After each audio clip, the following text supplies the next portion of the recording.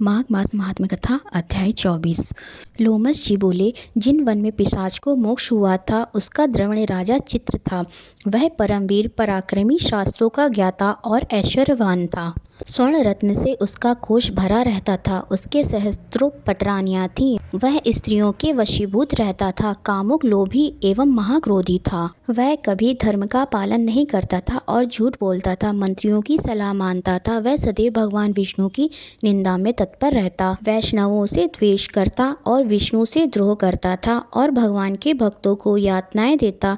खुशामदियों का सम्मान करता। वेद, कर्म, व्रत, दान, धर्म सबका तिरस्कार करता था। उस आचरण भ्रष्ट राजा के कारण समस्त प्रजा त्राहि त्राहि करती और उसके दंड को सहती। जब उस राजा की मृत्यु हुई तो उसका दाह संस्कार आदि क्रिया वेदोक्त विधि से संपन्न न हो सकी। उसके पापाचार के कारण उसे यमदूतों ने आकर घेर लिया। वे उसे पीड़ा पहुंचाने के लिए अग्नि से दहकती लोहे की कीलों से व्याप्त मार्ग द्वारा घसीटने लगे। उस मार्ग में भयानक अंगारों की भांति दहकते हुए शूल से असह्य पीड़ा होती थी। विशाल जबड़ों वाले श्रृगाल एवं कुत्ते जहाँ मुंह पड़ता झपट्टा मारते और उसके द्वारा जो पीड़ा होती थी वह चित्कारों से भी कई गुनी थी। जैसे तैसे वह इस महान पीड़ा को सहन करता हुआ यमलोक पहुंचा। वहां से उसे नरक में डाला गया। फिर उसे महारौख नरक में डाला गया। महारौख के बाद उस राजा को कालसूत्र आदि नरकों में यातना दी गई। इस तरह की पीड़ा के कारण वह राजा मूर्छित हो गया। जब वह पुनः चैतन्य हुआ तो उसे महावीरी में डाला गया। उसके बाद उसे तापन में डाला गया। तत्पश्चात संप्रतापन में डाला गया। संप्रतापन में वह दुखाग्नि में जलता हुआ अत्यंत व्याकुल हो गया। क्रम से उसे संताप में डाला गया।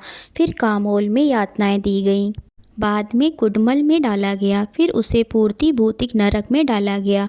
लौह शकु मृगोयंत्र के दुर्गम मार्ग से घसीटकर उसे शाल्मली मार्ग से भयानक नदी में फेंका गया। उसके बाद महाभयानक दुर्दर्श मार्ग में फिर छोड़ा गया। वहां से पापात्मा को अति पत्रवन लौह तारकादि नरकों में डाला गया। इस तरह वह पापी राजा भगवान विष्णु से द्वेष करने के कारण 21 युगों तक इसी प्रकार नरकों में पड़ा यातनाएं भोगता रहा। यम की यातनाएं भोगकर जब वह बाहर निकला तो उसे गिरिराज पर पिशाच की योनि प्राप्त हुई।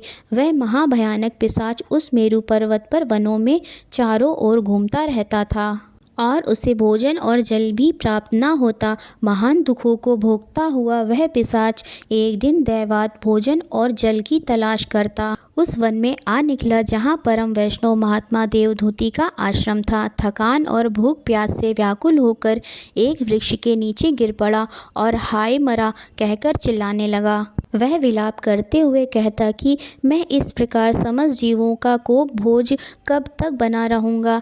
इस नरक सागर से कौन मेरा बेड़ा पार करेगा। यह कहता हुआ विलाप करने लगा। ओम नमो नारायणा। ओम नमो भगवते वासुदेवाय। आशा करती हूँ आप सभी को यह वीडियो अवश्य ही पसंद आई होगी। अगर आपको यह वीडियो पसंद आई हो तो प्लीज़ इसे लाइक करें, अपने दोस्तों के साथ इसे शेयर करें, हमारे इस चैनल को सब्सक्राइब अवश्य करें। कमेंट में राधे राधे लिखना ना भूलें। राधे राधे।